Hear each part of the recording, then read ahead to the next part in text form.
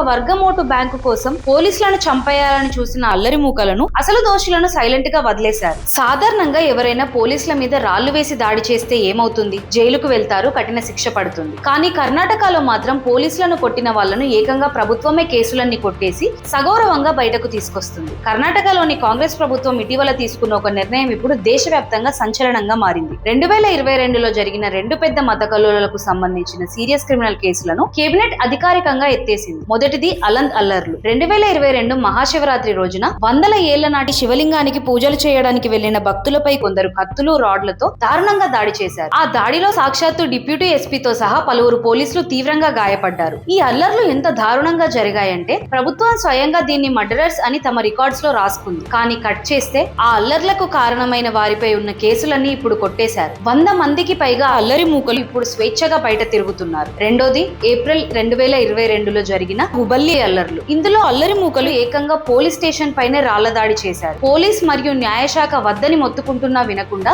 ఈ కేసులో ఉన్న కొందరు ఏఎంఐఎం లీడర్ల పైన ఇంకా 138 మంది పైన ఉన్న కేసులను ప్రభుత్వం ఎత్తేసింది. దీన్ని కవర్ చేసుకోవడానికి ప్రభుత్వం వేసిన స్కెచ్ ఏంటో తెలుసా? మేము కేవలం రైతులు, కన్నడ ఉద్యమకారులపై ఉన్న కేసులు తీసేస్తున్నామని చెప్పడం. అంటే శాంతియుతంగా పోరాడే రైతులను, పోలీసులను చంపేయాలని చూసిన అల్లరి మూకలను ఒకే ఘాటిన కట్టేసి అసలు దోషులను సైలెంట్ గా వదిలేశారు. కేవలం ఒక వర్గం ఓటు బ్యాంకు కోసం, బుజ్జగింపు రాజకీయాల కోసం చట్టాన్ని, పోలీసుల భద్రతను ఇలా గాలికి వదిలేయడం కరెక్టేనా? సాక్షాత్తు పోలీసులకే రక్షణ లేకపోతే రేపు సామాన్యుల పరిస్థితి ఏంటి? ఈ ఓటు బ్యాంకు రాజకీయాలపై మీ అభిప్రాయం ఏంటో కింద కామెంట్స్ లో ఖచ్చితంగా చెప్పండి. ఈ నిజాలు ప్రతి ఒక్కరికి తెలియాలంటే వెంటనే వీడియోను లైక్ చేసి అందరికీ షేర్ చేయండి. జై హింద్.